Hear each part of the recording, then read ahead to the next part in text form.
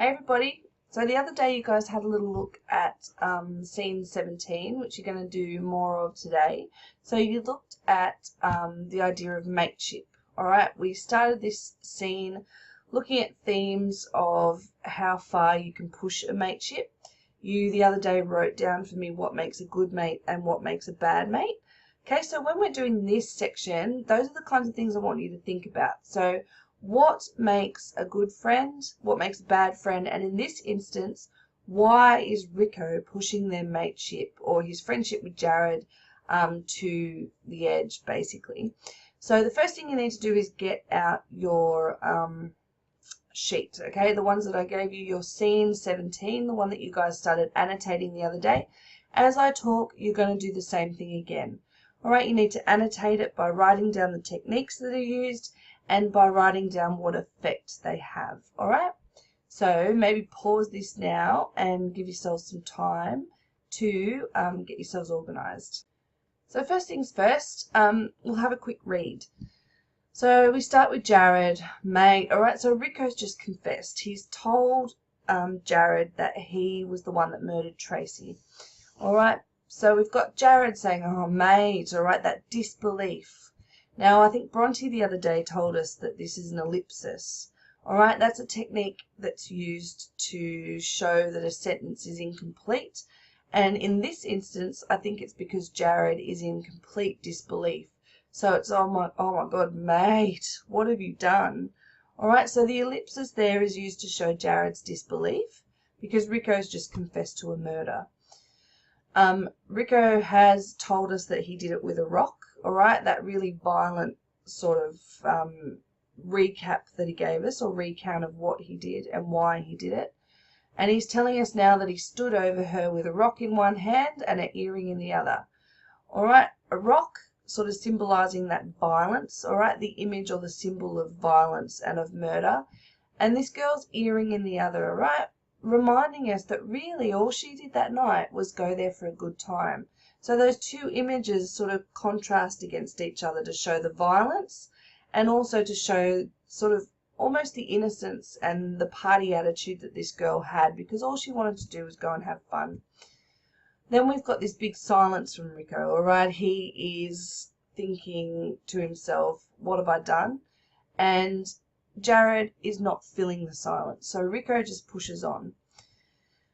It was like it just happened. The cops wouldn't buy that butt, would they? Now, if I was with you, will you back me up, mate? You got to. Please, Jazza.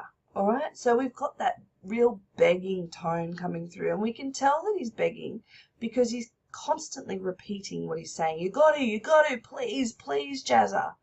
We've got the nickname, which is the first and only time in the whole play that we hear Jared being called Jazza. So we know that Rico's trying to appeal to him. He's trying to persuade him. Alright, so as I'm saying this, you guys should be circling the words that I'm talking about or underlining the terms or whatever, and then telling me what effect it has. So we know the nickname has the effect of telling us that Rico is desperate because it's the only time he appeals to Jared by using this. It's almost like an endearment, but in this case it's being used to try and manipulate Jared. Alright, so the cops wouldn't believe that, would they? Alright, we've got all these questions coming out of his mouth, another ellipsis, alright? He's not even finishing his sentences, so we can see the panic starting to rise. Jared, shit, Rico, don't lose it, anyone can lose it, but not you. So up here, this real confused, repetitive begging. All the way through the play we see Rico as this really calm, collected guy. He's the one that tells everyone else what to do. Jared's going, oh my God, don't lose it. Anyone can lose it, but not you. So that disbelief again that his mate has done this really horrible thing and now he's the one that has to suffer the consequences, but he's losing it. All right, so this character is completely changed and Jared can't handle it either. All right, we've got that expletive up here, or the swear word, and you guys know that we're talking about expletive to show once again that Jared can't believe what's happening. Rico repeating, you got to do it, mate. Jared, get it together, mate. I'm out of here. So they keep calling each other mate. Remember we were saying that the theme here is mateship. and what makes a good mate, what makes a bad mate, how far you can push loyalty.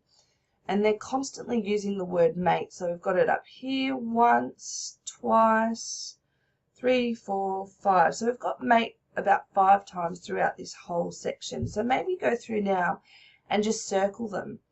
All right, so Rico's using it as a way of trying to persuade. So he's saying, oh, come on, mate, you're my mate, back me up.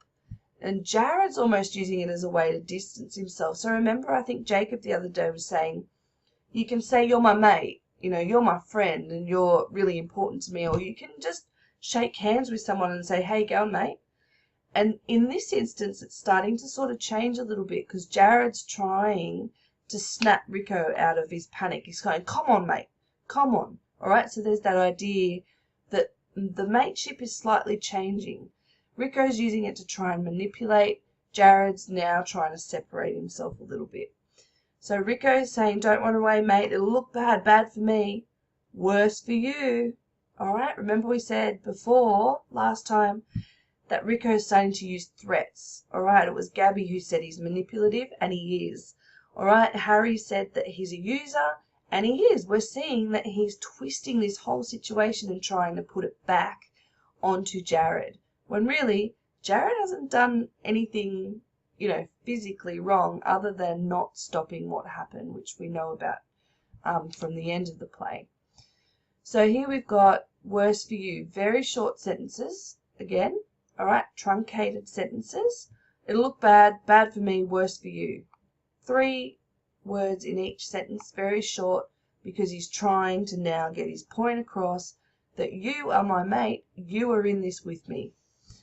Jared, let me go. I won't run. I'm just out of here, all right? Can't handle it anymore. Got to run away.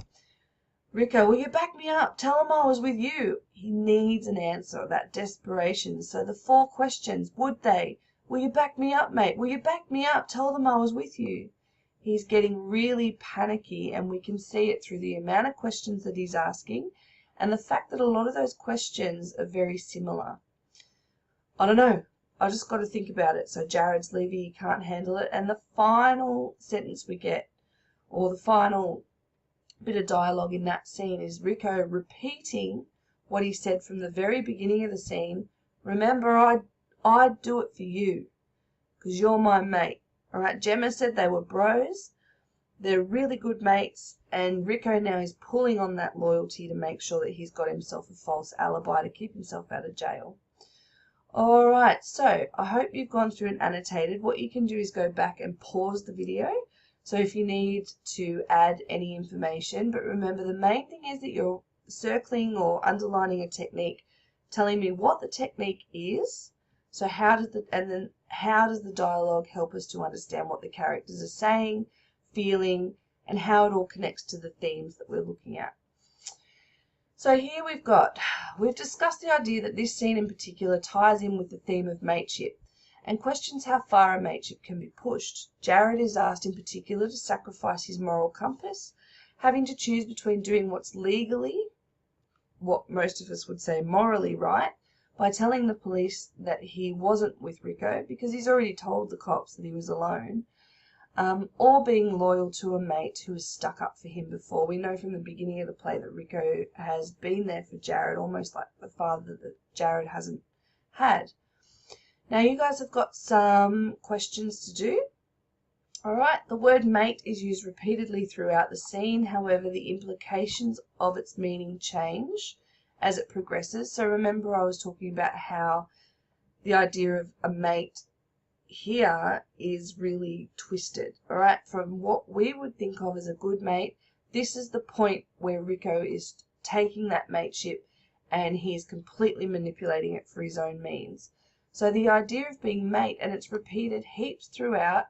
So go back and have a look and see what I said about it so that you can answer that question. Why did both boys use it throughout? Then you're going to find me one quote which you believe shows that Rico is trying to shift the blame or include Jared in the responsibility for Tracy's death. Because that links also into the idea of, well, if one of us goes down, we all go down. That real loyal sort of surf culture, mateship or bro sort of idea.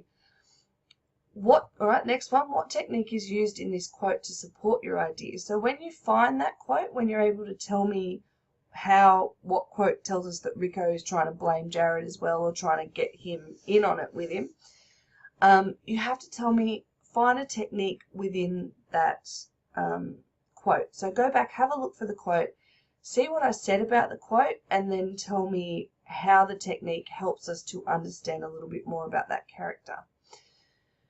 Do you believe Rico has the right to ask this of Jared? Why or why not? I think that's a pretty straightforward question with a very straightforward answer. However, it is a very complex theme, only because of the context. Okay, remember, these boys are all living in surf culture. They've got pretty horrible lives, some of them themselves. No excuse for what's happened, but it does add a little bit of complexity to the argument. All right, so has Rico got the right to ask this of Jared? I know my answer, but you guys can come up with your own. Finally, choose one or two quotes from Rico which you believe show his idea of what a good mate is. Using this quote or these quotes, you are to write a short paragraph which describes his viewpoint. You should also include technical analysis. So you guys are using STEEL, S-T-E-E-L. Go through now and tell me, what's the S, what's the T, the E, and the L. Well done. I really hope you said it. And you're going to come up with a paragraph. Now I've come up with my own. Alright, so here we go. We've got Rico in this scene appears at his most manipulative, confessing to the murder of Tracy while also playing on his close mateship with Jared in order to save himself from being charged with that same murder. At the end of the scene, Rico states, "Remember, I'd do it for you." This line is repeated from the beginning of the scene, in which Rico is trying to coax Jared into lying about his alibi. After Rico's relatively calm confessional recount of Tracy's murder, the dialogue between the two characters becomes short and sharp, reflecting feelings of disbelief and panic. The audience becomes particularly aware, through his dialogue, of Rico's desperation to keep himself out of jail. The use of the nickname Jazza, the only time this endearment is used throughout the whole play, sits alongside the repetition of "you gotta go, you got to," and "please," as Rico's panic rises and his manipulative personality becomes evident. Their mateship here is at breaking point. Rico pushes their bond beyond any reasonable person's moral compass, asking Jared to potentially sacrifice his own future in order to save Rico's, and more importantly, to lie about the violent murder of an innocent girl. Quick look, we've got my statement, alright, at the beginning, the S, which ties into Rico's personality, his character, and the idea of mateship, which is the main theme I want to look at. I've also talked about the murder. Now I've got my T, which stands for technique. Where have I got it? Repeated. So I've got repetition, short, sharp, dialogue. I've got the nickname here, which is used as a term of endearment. I've got again repetition. So all of these techniques that I've used matched up with my examples, which is the first E. So I've got my "remember, I'd do it for you," Jazza, please, and you got to go. So really short, sharp quotes which are easy to remember. And then my final, I've elaborated on those and told us what the effect is. So how do we understand the characters and the themes? And my final quote, or my final line here, matches up to the idea of mateship, which was up in this first line as well. And talking about the future and the idea of murder again, Rico's personality. So all of this stuff links, so this bottom sentence here links to the top one. Alright, now after you've done that, you're repeating this activity but using Jared as your main paragraph. And here's some starter statements for you. Jared in this scene meets Rico's manipulative coercing with, or an easier one, in contrast to Rico's pleading, Jared's dialogue shows that he is, you could say in disbelief, completely shattered, whatever you want. So you guys are doing that. I want you to come up with your own for Rico. Do not copy mine. You're smart enough to do your own, and then find one or write one that tells me all about Jared. Alright, so good luck, and I will see you all on Monday. Bye.